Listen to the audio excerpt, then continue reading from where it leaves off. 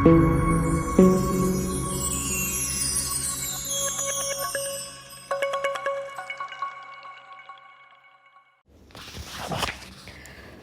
friends, welcome to Meera Mind Voice. Day 89 in Big Boss House. அப்படி இப்படின்னு 90 நாள் விளையாடிட்டாங்கங்க. ஆனால் இன்னமும் உள்ள 10 பேர் இருக்காங்க. அதுதான் என்ன பண்ண போகிறாங்கன்னு தெரியல. இன்றைக்கி டிடிஎஃப்னுடைய ஃபைனல் கேம்ஸ் விளையாடி முடித்தாங்க. அதை பற்றி பார்க்க போகிறதுக்கு முன்னாடி இந்த வீடியோவை தடவையாக பார்க்குறவங்க சப்ஸ்கிரைப் பண்ணிக்கோங்க. இன்றைக்கி மார்னிங் பல்லு தேய்க்கும் போதே ஆரம்பிச்சிட்டாங்க. ரயானும் சௌந்தர்யாவும் ஜாக்லினை பற்றி டிஸ்கஸ் பண்ணுறதுக்கு. அவள் முதல்ல உங்கூட க்ளோஸாக இருந்தா, அடுத்தது எங்கூட க்ளோஸ் ஆனால், இப்போ மஞ்சரி கூட இந்த வாரம் முழுக்க அவங்க மஞ்சரி கூட தான் ட்ராவல் பண்ணிகிட்ருக்காங்க ஜாக்லின். அடுத்தாப்பில் 8வது வாரத்துலேருந்தே she become close with Muthu. Jeffrey எல்லார் கூடயும் க்ளோஸ் ஆகி நாமினேஷன்லேருந்து வெளியில் வரான்னு பேசினவங்களுக்கு இதை மட்டும் ஏன் யாருமே கண்டுக்க மாட்டேங்கிறாங்க அப்படின்னு ரயான் சௌந்தர்யா கிட்ட கம்ப்ளைண்ட் பண்ணிகிட்ருக்காரு. இந்த வாரம் முழுக்கவே ஒன்று விளையாடுறாங்க அல்லது பக்கம் பக்கமாக உட்காந்து பேசுகிறாங்க. அதுலேயும் ரயான், ஜாக்லின், மஞ்சரி, முத்து டிஃப்ரெண்ட் இதில் உட்காந்து இவங்க 4 பேரை பற்றி மட்டுமே திரும்ப பேசிகிட்ருக்காங்க. வெளியில் கார்டன் ஏரியாவில் அருண், ஜாக்லின், மஞ்சரி அண்டு முத்து உட்காந்து பேசுகிறாங்க. அவங்க ரயானை பற்றி பேசிகிட்ருக்காங்க. அவன் ரொம்ப டிஃப்ரெண்ட்டாக பிஹேவ் பண்ணுறான் அப்படின்னுட்டு. அதுக்கு பவி அதாவது அவன் ரொம்ப ராணவாட்டம் மாறிட்டுருக்கான். எங்கே பேசினாலும் தான் பேசுகிறது தெரியணுங்கிறதுக்காக பேசுகிற மாதிரி பேசுகிறான் அப்படின்னு ஜாக்லின் சொல்லிகிட்ருக்காங்க. அதை அருணும் ஆமோதிச்சு பேசுகிறாரு. அவர் சொல்கிறாரு, பவிகிட்ட நீங்கள் பேசி பாருங்களேன், சும்மா போய் உட்காந்து இன்றைக்கி என்ன லஞ்ச் இப்போ குக் பண்ணலான்னு கேட்டாக்க கூட அவங்க பதில் சொல்லிட்டு பேசுவாங்க. ஏன்னா she wants to be the content. அதனால் அவள் நம்ம பேசுகிறத நல்லா கேட்பாங்க, அப்புறம் அவங்களும் பேசுவாங்க. ஸோ எல்லாருக்குமே இந்த வாரம் வெளியில் தெரியணுங்கிற ஒரு முனைப்பு ஜாஸ்தியாக இருக்குங்கிற மாதிரி உள்ளுக்குள்ளே எகெயின் ரயான் சௌந்தர்யாட்ட சொல்கிறாங்க, காலங்கத்தாலே பேச ஆரம்பிச்சிட்டாங்களான்னுட்டு. சௌந்தர்யா விடுறா பேசிட்டு போகிறாங்க அப்படிங்கும்போது எனக்கு காதில் விழுதே, அவங்க என்ன பேசுகிறாங்கன்னு காதில் விழுதே அப்படிங்கிறாங்க. அருணா தான் சொல்கிறாரு, சௌந்தர்யா கிட்ட ரயான் பேசுகிறான்னா அவங்க பதிலே பேச மாட்டாங்க, நீங்கள் கவனித்து பார்த்தா தெரியும், அதனால தான் அவன் பவியை கூப்பிட்டு உட்காந்து வச்சுட்டு பேசுகிறான் அப்படிங்கிறாங்க. அடுத்தது மார்னிங் 11:30க்கு எகெயின் ஹலோ டாஸ்க்கு ஸ்டார்ட்ஸ். அதில் மஞ்சரி ரயான்கிட்ட டீல் போட்டுட்ருக்காங்க. ரயான் எடுக்க போகிறான், அந்த டாஸ்க்கை மஞ்சரிக்கு கொடுக்க போகிறான்னுட்டு. முத்து சொல்கிறாரு, இது ரயான் விளையாடக்கூடாது, ஏற்கனவே பாயிண்ட்ஸில் அவன் டாப்பில் இருக்கான், நேற்றே விளையாட தெரியாமல் விளையாடுறேனான்னு மஞ்சரி கேட்டாங்க, இன்றைக்கி ஆனால் திரும்ப அதே விஷயத்தை பண்ணுறாங்க, ரயானோட விளையாடணும்னு சொல்கிறாங்க, அவனுக்கு பாயிண்ட்ஸ் கிடைக்கும் அப்படின்னு ஜாக்லின் கிட்ட 2 பேரும் டிஸ்கஸ் பண்ணிகிட்டு இருக்காங்க. அப்பயே பிக் பாஸ் கூப்பிட்டு சொல்லிடுறாரு, this will be the last call அப்படின்னுட்டு. உடனே அருண் டீல் போடுறாரு, நான் இப்போ எடுக்கிறேன்டா. பிகாஸ் அருண், பவித்ரா, ஜாக்லின் அண்டு விஷால் பாயிண்ட்ஸே இல்லாமல் இருக்காங்க. விஷால் இதை பற்றி பெருசாக கண்டுக்கவே இல்லை, பாயிண்ட்ஸ் வந்தாலும் சரி வராட்டினாலும் சரி பார்த்துக்கலாம் அப்படின்னுட்டு. ஆனால் பவித்ராவும் அருணும் பயங்கர மன உளைச்சலில் இருக்காங்க. ஒரு வழியாக அருண் எடுத்துடுறாரு. அதுலேயும் பெரிய பிரச்சனை, ரயான் தொட்டான், அருண் எடுத்துட்டான் அப்படிங்கிற மாதிரி. அவருக்கு கொடுக்கப்பட்ட டாஸ்க் என்னென்னா ரொம்ப சிம்பிளுங்க, இதை விட சிம்பிளாக கொடுக்க முடியாது. இதை இவங்க வேணும்ன்ட்டே குழப்பி பண்ணாங்களோங்கிற அளவுக்கு ஆக்டிவிட்டி ஏரியாவில் 2 டப் இருக்கும். ஒரு டப்பில் லெஃப்ட் ஹேண்ட் சைடு இருக்கிற டப்பில் ரெட் பால்ஸும் இன்னொரு டப்பில் க்ரீன் பால்ஸும் இருக்கும். ஒரே சமயத்தில் இந்த டப்பில் இருக்கிற பாலை இதில் போடணும், இந்த டப்பில் இருக்கிற பாலை இதில் போடணும். பாதி அது 150 செகண்ட்ஸுக்குள்ளே முடிக்கணும். பாதி டப்பு ஒழுங்காக போட்ட ஜாக்லின் பாதி டப்பு போட்டதுக்கு அப்புறமா திரும்ப ரெட் பால் எடுத்து ரெட்டு டப்லேயே, ப்ளூ பால் எடுத்து ப்ளூ டப்லேயே போட ஆரம்பிச்சிட்டாங்க. அது எப்படிங்க ஒருத்தங்க ரெட் பால் இதுலேருந்து இதில் போடுறேன், ப்ளூ பால் இதுலேருந்து இதில் போடுறேங்கும் போது எப்படிங்க கன்ஃபியூஸ் ஆகும்? ஆனால் கன்ஃபியூஸ் ஆகிட்டோம் அப்படின்னு சொல்லிக்கிட்டாங்க. பிக் பாஸ் தப்பு பண்ணினதுனால -1 பாயிண்ட்னு சொல்ல உடனே அருண் இதை முடிச்சிட்டோம், பஸ்ஸர் அடிக்கிறதுக்கு முன்னாடியே 150 செகண்டுக்கு முன்னாடியே மாற்றி முடிச்சிட்டோன்னு 2 பேரும் குதின்னு குதித்து கொண்டாடினாங்க. -1 பாயிண்ட்னோடனே ஐயோன்னு சோர்ந்து போனார் அருண். உடனே உங்கள் மூஞ்சியில் சிரிப்பை வரவழைக்க தான் நான் இதை பண்ணினேன், சீரியஸாகவே இருக்காதீங்கன்னு பிக் பாஸ் ஒரு ப்ராங்க் பண்ணிட்டார். சூப்பருங்க. அடுத்தது 3 பாயிண்ட்ஸும் போச்சு, எதுவுமே பாயிண்ட்ஸ் கிடையாது, அவ்வளோதான், முடிஞ்சு போச்சு. ராணவ் வெளியில் முத்து எல்லாருமா உட்காந்து பேசிகிட்டு இருக்கிற இடத்துல முத்து மைக்கு சரியாக மாட்டல. ஸோ அதுக்கு ராணவுக்கு ஒரு டாஸ்க்கு கொடுக்குறாங்க. அந்த டாஸ்க்கை பண்ண மாட்டேன், பண்ணுவேன். Raanav wants to be in Lime light. ஏதாவது என்கிட்ட பேசுங்க, நான் சண்டை போடுற மாதிரி சண்டை போடுறேன், அதை இஷ்யூ ஆக்கலாம் அப்படிங்கிற மாதிரி. சௌந்தர்யா இது ஹவுஸ் இன்சார்ஜு, அவங்க ஒரு டாஸ்க் கொடுக்குறாங்க. அதில் முத்துவை நீ ஏன் குறுக்க பேசினேன், நான் இதை செய்ய மாட்டேன்னு ஏதோ ஒரு அர்த்தமில்லாத ஒரு சண்டைங்க. அந்த ஒரு சண்டையை போட்டு அதை வேற ஒரு மணி நேரம் நம்மளை பார்க்க வச்சு, அதை சரி 24 ஹவர்ஸில் தான் வருதுன்னா இன்றைக்கி இதுலேயுமே 1 ஹவர்லேயுமே வேறு எதுவுமே வரலன்னு இந்த சண்டையை வேறு காமிச்சிட்டு உட்காந்துட்டு இருந்தாங்க. அதுக்கப்புறமா பவியும் அருணும் ஐயோ நமக்கு சிங்கிள் பாயிண்ட் கூட இல்லையேன்னு போர்டை பார்த்து அழுதுகிட்டே இருந்தாங்க. மத்தியானம் 3:20க்கு எலிமினேட் ஆனவங்க பெட்டில் படுன்னு சொல்லி சௌந்தர்யாவை கூப்பிட்டு, பிகாஸ் பிக் பாஸ் வீட்டுக்குள்ளே எல்லாரையும் சாத்தி கதவை மூடிட்டார். பிகாஸ் லாஸ்ட்டு டாஸ்க்கு டிடிஎஃப்னுடைய கடைசி டாஸ்க்குக்கு கார்டன் ஏரியாவை ரெடி பண்ணிகிட்டு இருக்கும்போது எல்லோரும் பாய்ஸ் பெட்ரூமில் இருக்கும்போது அதில் ஒரு பெட் இருக்குது.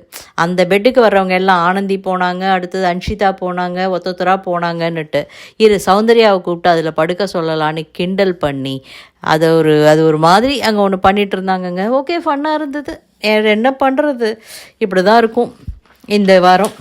அடுத்தது இந்த வாரமே இப்படி இருக்கே, இன்னும் அடுத்த வாரம்லாம் இவங்க என்ன பண்ணுவாங்க, யார் பார்க்க போகிறாங்க தெரியல. ஓகே, ஃபைனலாக டிடிஎஃப் டாஸ்க் 10 என்னன்னாக்க இது நேரம் நல்ல நேரம். கார்டன் ஏரியாவில் ஒரு வாப்லி கிளாக் இருக்கும். அதில் மேலே பால்ஸ் கொடுத்துருக்காங்க. அந்த பால்ஸை எடுத்து கரெக்டாக அந்த நடுப்புற இருக்கிற ஸ்கொயரில் வச்சுட்டு ஒவ்வொரு மணி நேரத்துக்கும் அந்த இடத்துல ஒரு ஹோல் இருக்குது. அதில் போய் அந்த பாலை விழற மாதிரி அந்த வாப்லி கிளாக்கை ஆடி ஆடி அதை கீழே விழ வைக்க, அதுக்குள்ளே அந்த ஹோலில் செட் பண்ணணும்.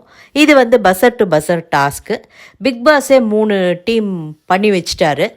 ஆனால் இதில் கொடுத்த ஒரு பெரிய ட்விஸ்ட் என்னென்னா, பாயிண்ட்ஸே இல்லாத அருண், பவித்ரா, ஜாக்குலின் அண்டு விஷால் இந்த கேமை விளையாடக்கூடாது.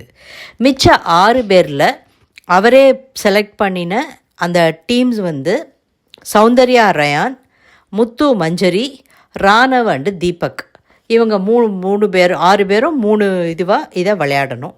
இதுக்கு 6 பாயிண்ட்ஸ் மேக்ஸிமம், 5, 4, 3, 2, 1ன்னு பாயிண்ட்ஸ் உண்டு. ஸோ விளையாடுற 6 பேருக்குமே பாயிண்ட்ஸ் உண்டு அப்படின்னு சொல்லிட்டாரு. ஃபஸ்ட்டு ராணவ் அண்டு தீபக் விளையாடினாங்க. கொஞ்சம் டைம் எடுத்துக்கிட்டாலும் தீபக் ஃபஸ்ட்டு பஸ்ஸருக்கு முன்னாடி போட்டு முடிச்சிட்டாரு. அதுக்கப்புறம் ரொம்ப நாளி ட்ரை பண்ணியும் ராணவ் லெஃப்ட் 1 பால். அவரால் 10 தான் 11 தான் போட முடிஞ்சுது. ஸோ ராணவுக்கு 1 பால் பாக்கி இருந்தது. அடுத்தது முத்து அண்டு மஞ்சரி. முத்து செம்ம ஃபாஸ்ட்டாக முடிச்சிட்டாரு, பஸ்ஸருக்கு முன்னாடியே அவரும் முடிச்சிட்டாரு.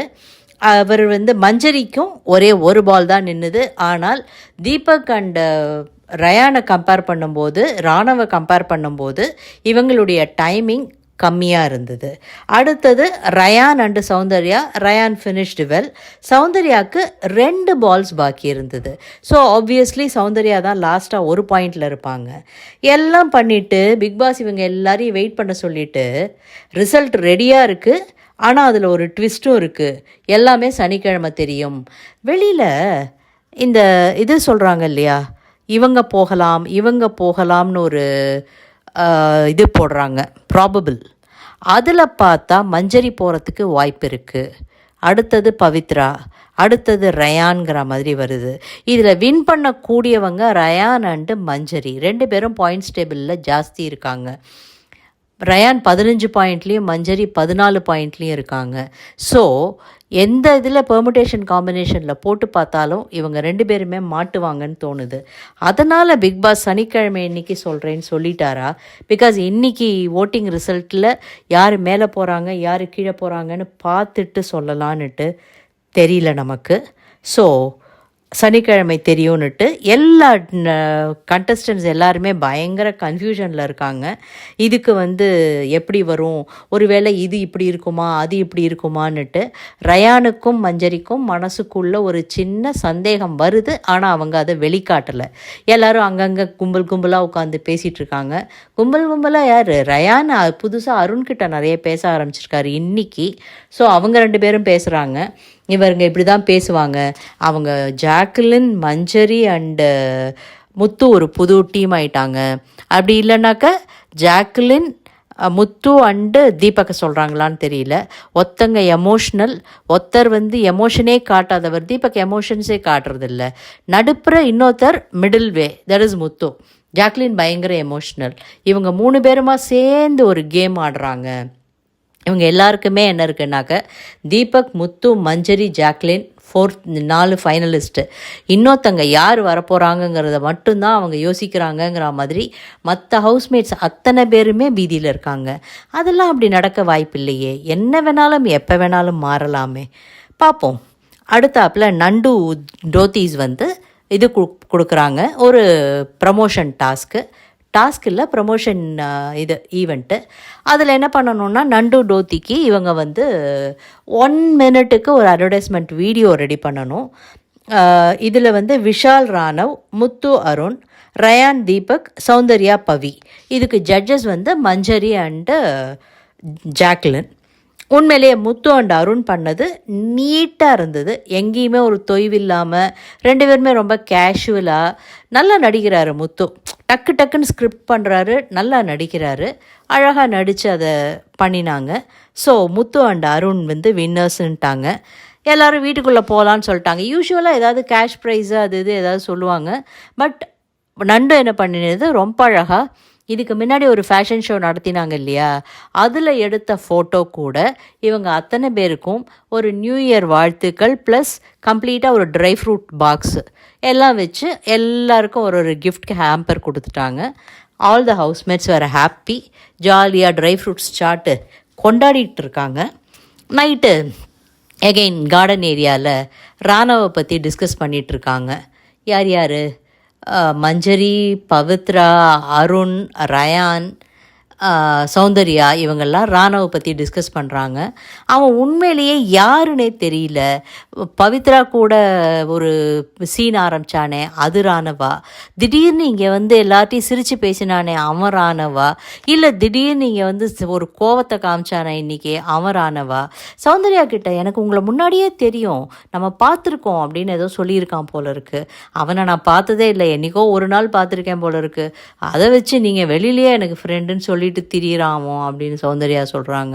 ஸோ இங்கே ஒரு பக்கமாக இவங்க ராணவை பற்றி பேச, உள்ள கிச்சன் ஏரியாவில் அருணன் நேத்திக்கு சொன்னார், அந்த ஒரு ட்ரம் டாஸ்க் நடந்தது இல்லையா, அப்போ ராணுவ விளையாடக்கூடாதுன்னு சொல்லிட்டாரு பிக் பாஸ்.